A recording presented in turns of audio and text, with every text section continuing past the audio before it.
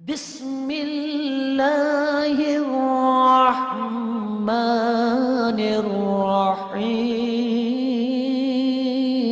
अस्सलामुअलैकुम दोस्तों, मैं आज आपको ऑपरेटिंग सिस्टम का एक टॉपिक से डेडलॉक्स इसके बारे में कम्प्लीटली पढ़ाऊँगा। सबसे पहले हम देखते हैं कि इस कहाँ से ये शुरू हुआ, इसकी हिस्ट्री क्या है डेडलॉक्स की। ये जो डेडलॉक्स है ये चाइनीज़ फ़िलासफ़र थे जिनकी वजह से ये शुरू हुआ था। ये जो 5 चाइनीज़ फ़िलासफ़र थे ये चाइनाज़ में रहते थे और ये काम करते थे सोचना और खाना, क्योंकि फ़िलासफ़र थे इनका 2 ही काम होते, एक खाना और एक सोचना। तो इसी हिसाब से इन्होंने कुछ इनके अपने ही रूल्स थे। कुछ देर तो ये इकट्ठे खाते रहे और पीते रहे, लेकिन एक एक करके 2-2 करके खाना खाते रहे। लेकिन एक दिन ना इनको सबको इकट्ठी भूख लगी, तो पांचों फ़िलासफ़र जो थे वो एक डाइनिंग टेबल पर बैठ गए। ये आप देख सकते हैं इनकी एक पिक्चर्स है। इस तरह ये बैठे हुए हैं, हर एक के पास एक एक चम्मच है। तो इनका रूल था कि सबसे पहले हम लेफ़्ट चम्मच उठाएंगे, उसके बाद राइट चम्मच उठाएंगे तो खाएंगे। तो सब ने अपनी अपनी लेफ़्ट चम्मच उठा ली और जब राइट चम्मच की तरफ देखा तो वो हानि पड़ी थी, जिसकी वजह से हर एक को दूसरी ना मिल सकी और वो ना खा सके। इस कंसेप्ट को उन्होंने डेडलॉक्स का नाम दिया। इसके कुछ ये डायनिक फ़िलासफ़र्स बिहेवियर उनके कोर्स वगैरह दिया गया है, यानी कि एक फंक्शन है, जब तक वो सोचते और खाते रहें ये कंडीशन ट्रू रहेगी।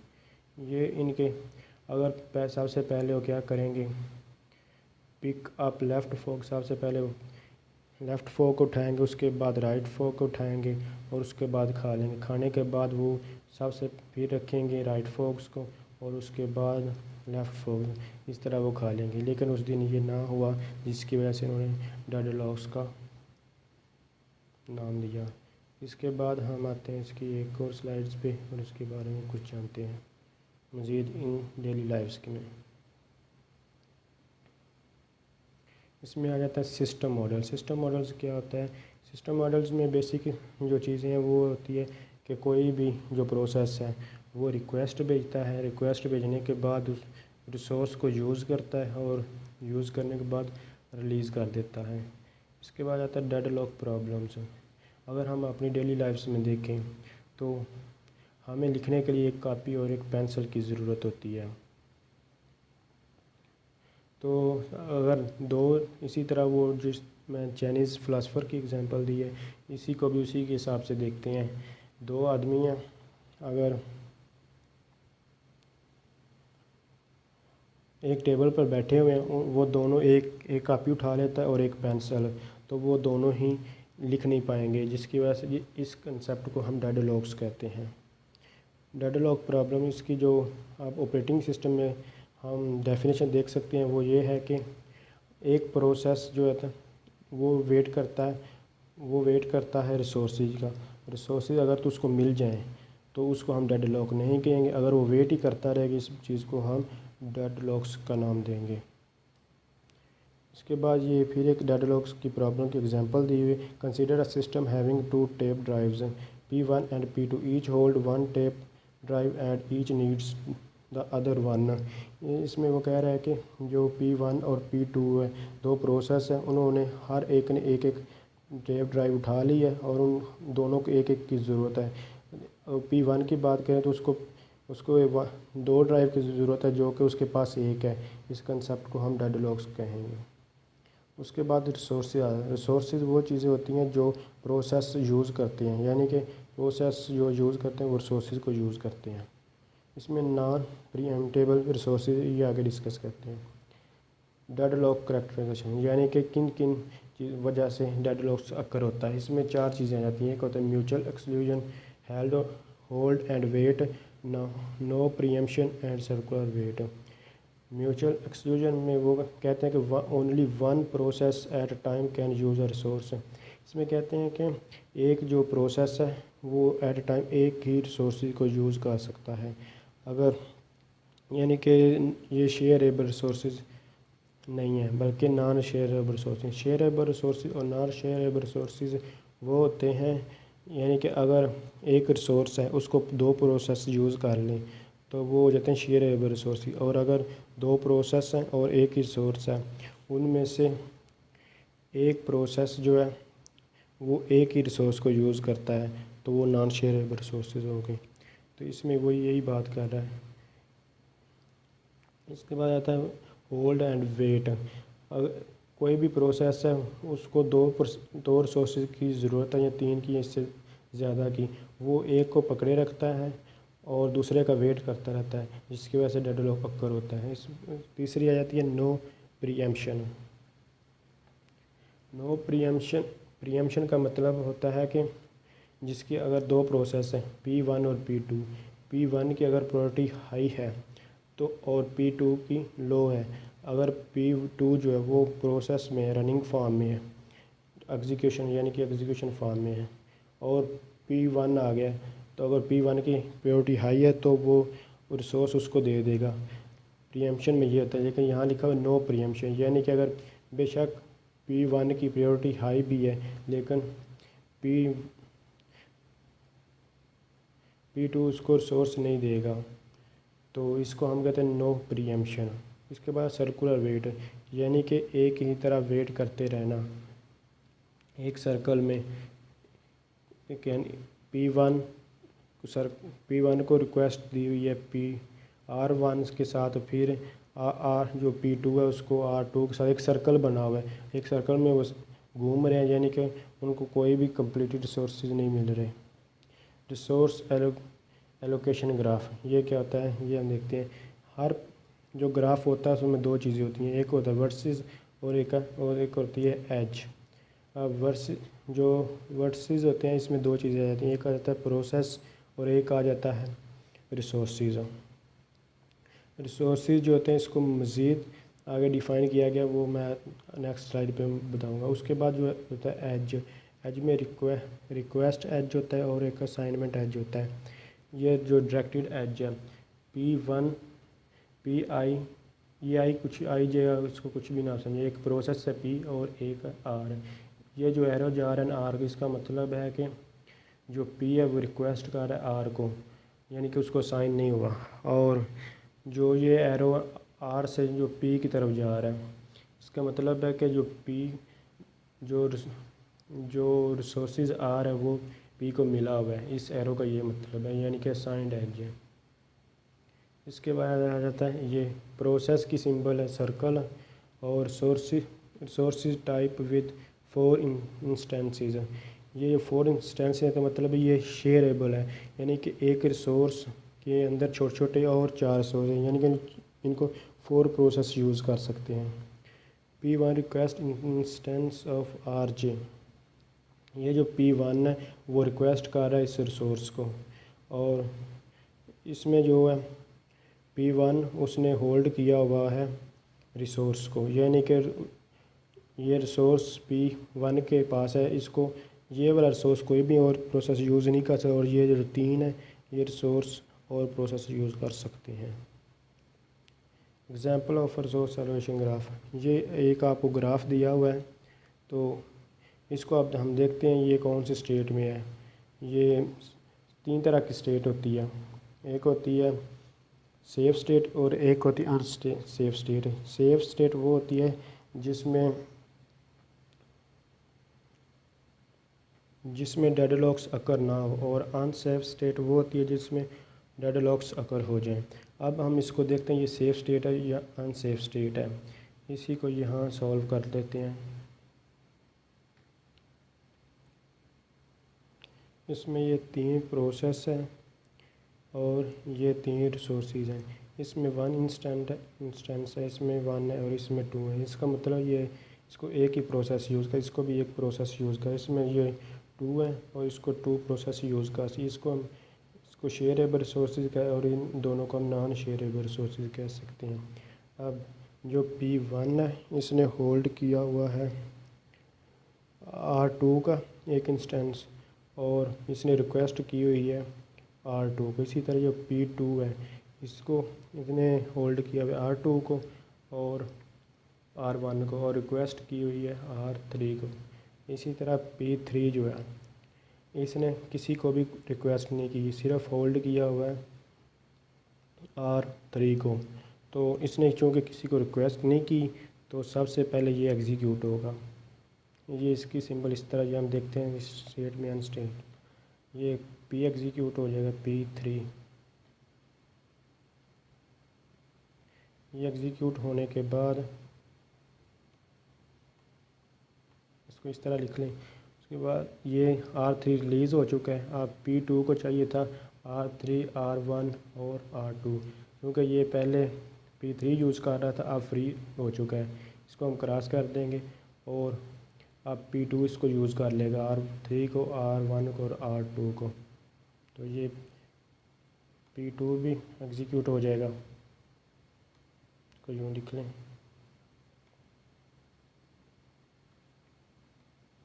इसके बाद देखें R1, R2, R1 और R3 जो ये रिलीज़ हो चुके हैं और प्रोसेस ये दोनों कंप्लीट हुए। अब P1 को चाहिए था R1 और R2, ये तो पहले इसने होल्ड किया हुआ था और इसको अब ये R1 भी मिल चुका है।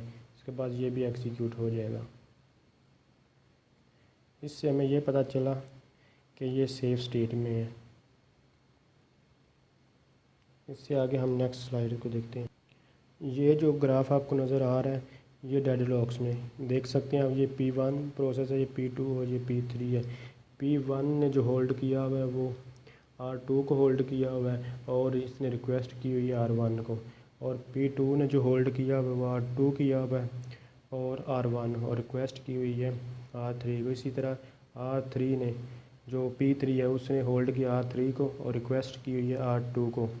तो इसी तरह से आप ये नीचे देख सकते हैं P1 जो है उसने रिक्वेस्ट की है R1 को और P2 ने रिक्वेस्ट की है R3 को और P3 ये उसी तरह जिस तरह मैंने आपको समझाया बिल्कुल ये उसी तरह लिखा हुआ है। ये एक सर्कल में ही है, आपको नज़र आ बार बार ये इस तरह चलता रहे जो कि एक डेडलॉक्स कहलाएगा।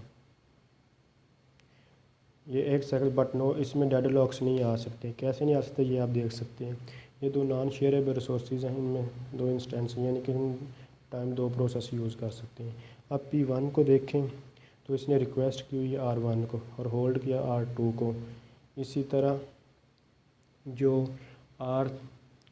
जो P2 है इसने किसी को भी रिक्वेस्ट नहीं की हुई और होल्ड किया हुआ है R1 को, और P3 ने होल्ड किया हुआ है R1 को और रिक्वेस्ट की हुई है R2 को, और P3 ने होल्ड किया R2 को, रिक्वेस्ट किसी को भी नहीं की। इसको भी आप उसी तरह जो इस तरह मैंने पहले एग्जांपल समझाई है सॉल्व कर सकते हैं। ये कैसे डेडलॉक्स में नहीं है देख सकते हैं। ये जो सबसे पहले P4 एग्जीक्यूट क्योंकि इसने किसी को रिक्वेस्ट नहीं की।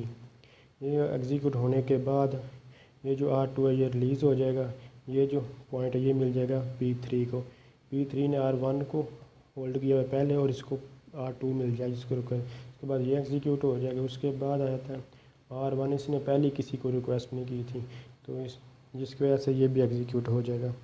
और उसके बाद ये एग्जीक्यूट होने के बाद R1 ये देखें ये भी रिलीज़ हो चुकी है, ये भी रिलीज़ हो चुकी है और ये भी, और इसने P1 ने होल्ड किया था R2 को और इसको ये मिल जाएगा R1 भी, तो ये भी एग्जीक्यूट हो जाएगा। आप इसको उसी तरह लिख सकते हैं मैंने पहले समझाया। बेसिक फैक्ट्स क्या है इसमें, वो कहते हैं if graph contain no cycle, अगर ग्राफ में कोई भी साइकिल नहीं तो इसका मतलब इसमें डेडलॉक्स नहीं आ सकते।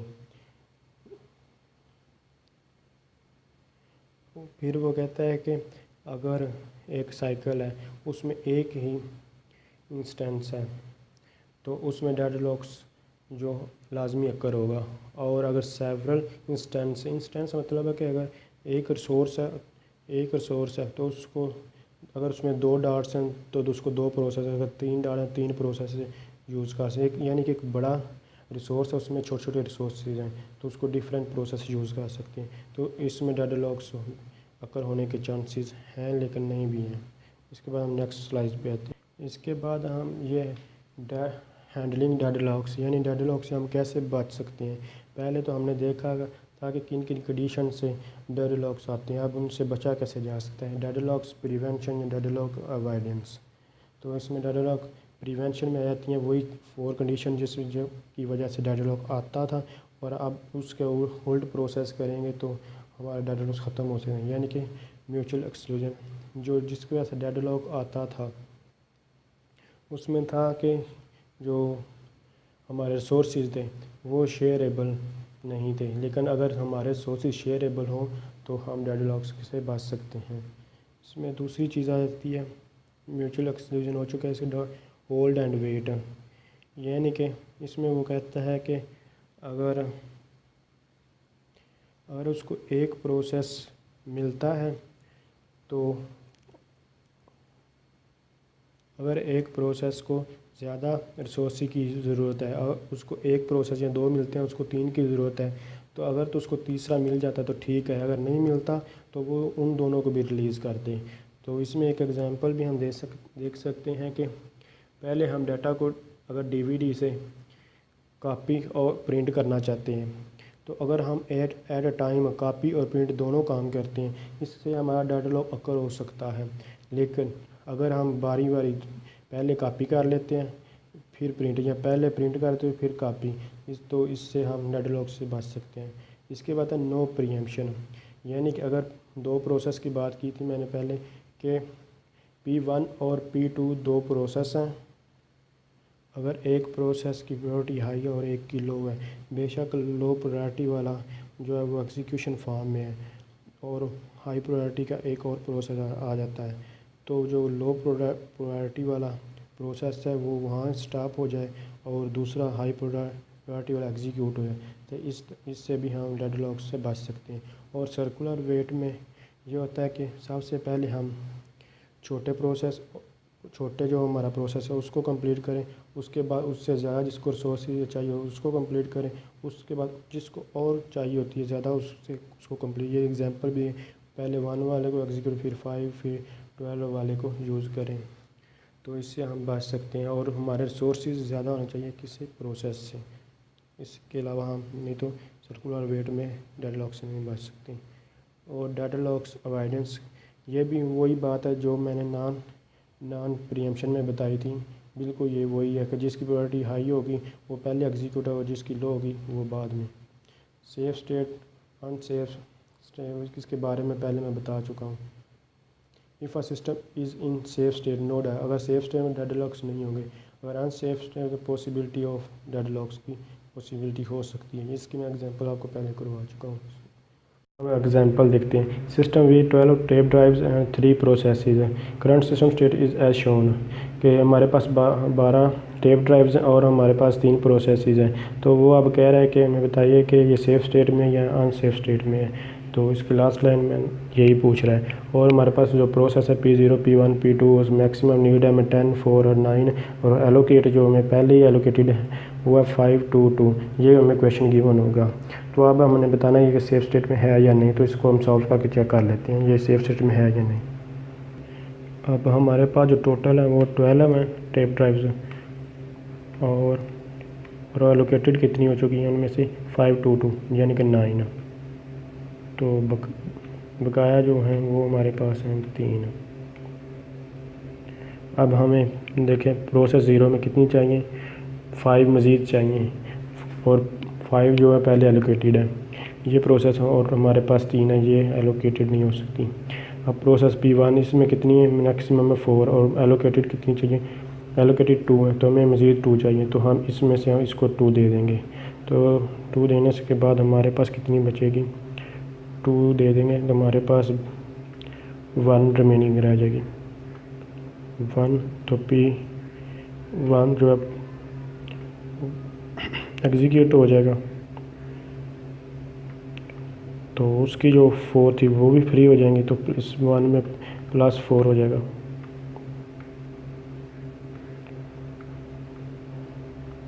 अब हमें इसमें कितनी, ये हमारे पास 5 बच जाएंगी।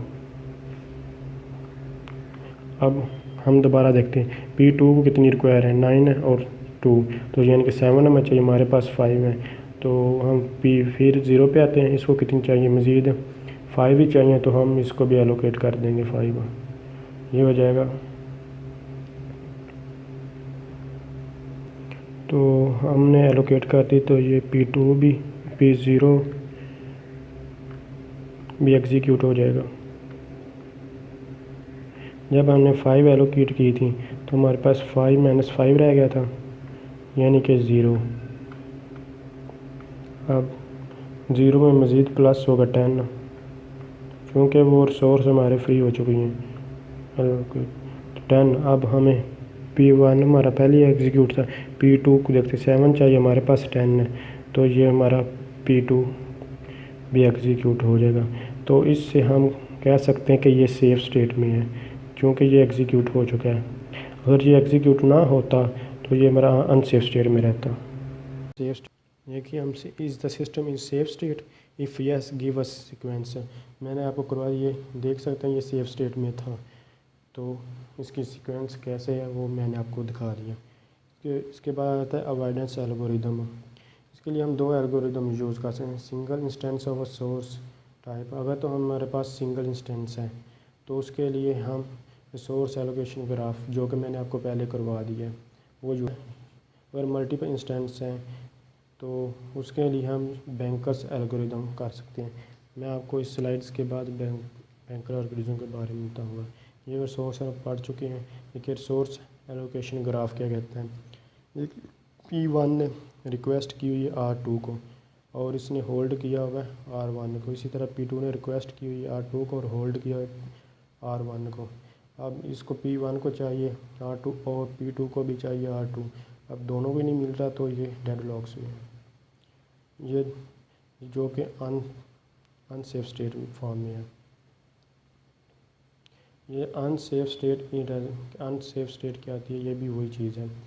P1 ने जो रिक्वेस्ट की हुई है R2 को और इस P1 ने होल्ड किया हुआ है R1 को, और P2 ने रिक्वेस्ट की हुई है R1 को और होल्ड किया हुआ है R2 को, तो इसलिए अनसेफ स्टेट है ये।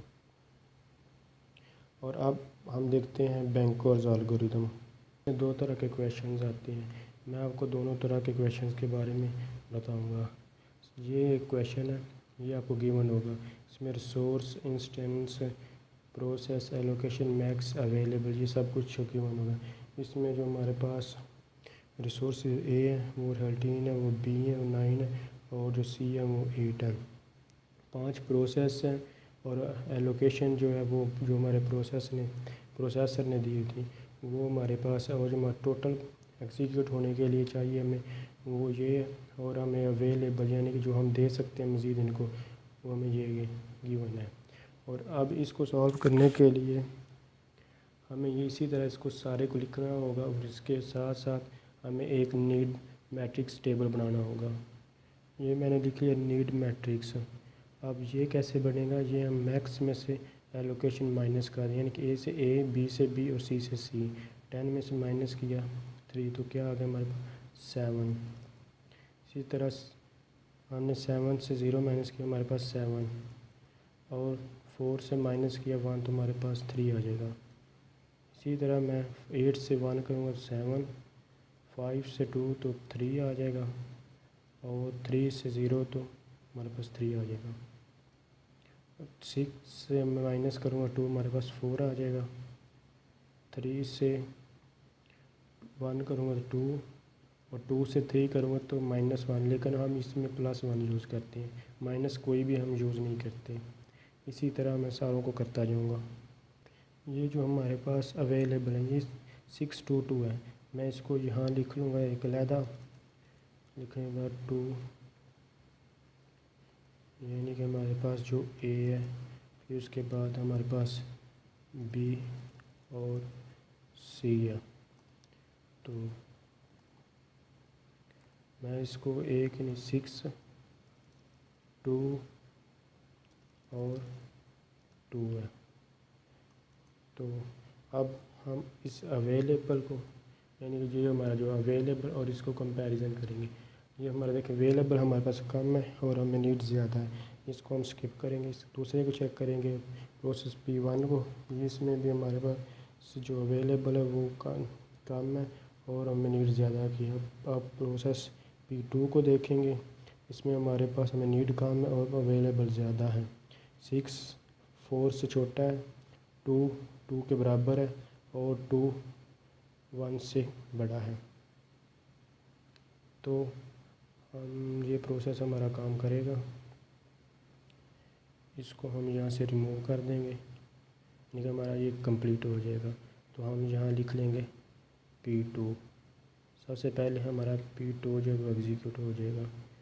इतना करने के बाद अब ये जो आ रहा है जो एलोकेशन है उसको हम ऐड कर देंगे अवेलेबल में, क्योंकि ये स्पेस जो फ्री हो चुकी है। अब ये टू के बाद क्या आ रहा है 1, और 1 के बाद आ रहा है 2 1 और ये वाला 3। इन हम दोनों को ऐड करेंगे। इन दोनों को ऐड करने से हमारे पास अवेलेबल जो 8 3 और 5 आ गए।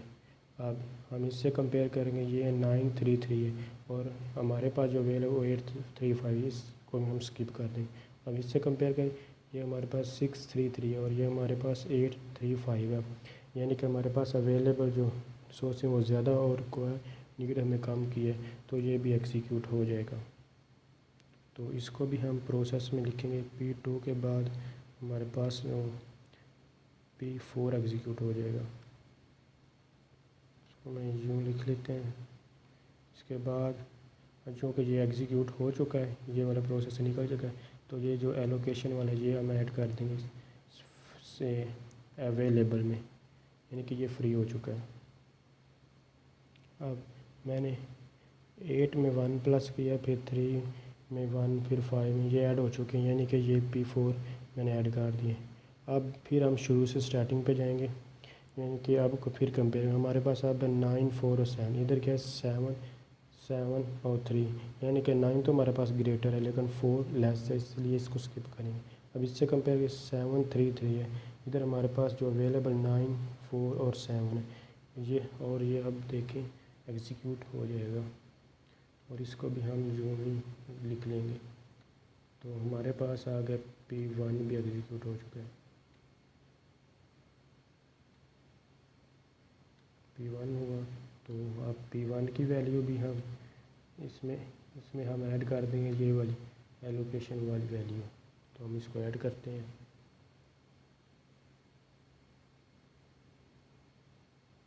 मैंने इसमें ऐड कर दिया। अब हम कंपेयर करते हैं।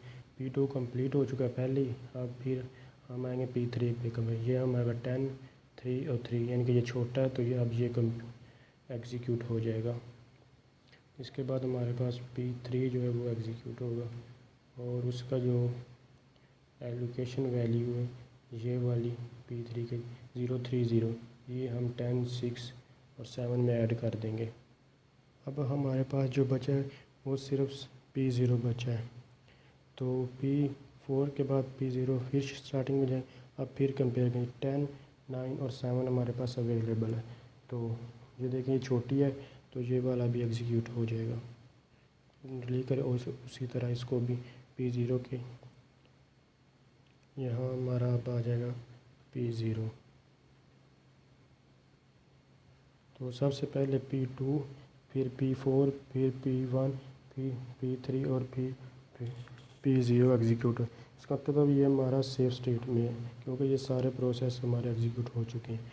अब आप देख सकते हैं जो हमें इंस्टेंस गिवन थे वही हमारे टोटल करने से आए हैं, 13 9 और 8 ABC। इसका ये हमारा एक क्वेश्चन हो गया। अब हम दूसरा क्वेश्चन देखते हैं। ये तकरीबन वही क्वेश्चन है, सिर्फ इसमें इतना फ़र्क है, हमें कभी कभी ये गिवन होता है, if P1 request an additional 2A instance and 1C instance. अब इसमें P1 P2 P3 कोई भी उसकी रिक्वेस्ट वो कर सकता है। ये जो लिखा 2A 1C, इसका मतलब है P1 जो है P1 रिक्वेस्ट कर, उसमें A जो है वो 2 है और जो P है वो 0 क्योंकि गिवन नहीं है, और जो हमारे पास C है वो 1 है। ये हो गया 2 0 और 1। इसको हम ऐड करेंगे P1 में और माइनस करेंगे अवेलेबल, क्योंकि यहाँ हम एलोकेशन में यूज़ कर रहे हैं और अवेलेबल से उसमें कमी हो रही है। तो ये उसी तरह इसको भी हम करते हैं। ये सारा क्वेश्चन मैं उसी तरह यहाँ लिख लेता हूँ, और वही हम नीड मैट्रिक्स टेबल बनाएंगे। हमारा नीट मैट्रिक्स भी उसी तरह वैसे और चेंजिंग आएगी P1 में। यहाँ जो P1 था इसमें जो गिवन है चेंजिंग है वो मैं लिख देता हूँ। P1 जो है यहाँ 2 और ऐड हुआ यानी कि एलोकेट हुआ है, तो हम इसको 3 कर देंगे, टेबल में हम चेंज कर देंगे। उसके बाद ये 0 था, ये उसी तरह रहेगा, और यहाँ 1 था C की जगह, तो यहाँ हम 1 लिख देंगे। ये यहाँ ऐड हुआ, इसका मतलब यहाँ इनमें कमी हुई है, यानी कि यहाँ 2 है वहाँ तो ऐड हुई, यहाँ अवेलेबल कम हो जाएंगे हमारे पास। यहाँ रहेगा 4, उसके बाद ये 2 रहेगा, और ये 1 2 में से 1 माइनस का तो यहाँ 1, और बाकी बिल्कुल आप उसी तरह ये सारा सॉल्व कर सकते हैं क्वेश्चन। थैंक्स, अल्लाह हाफिज़।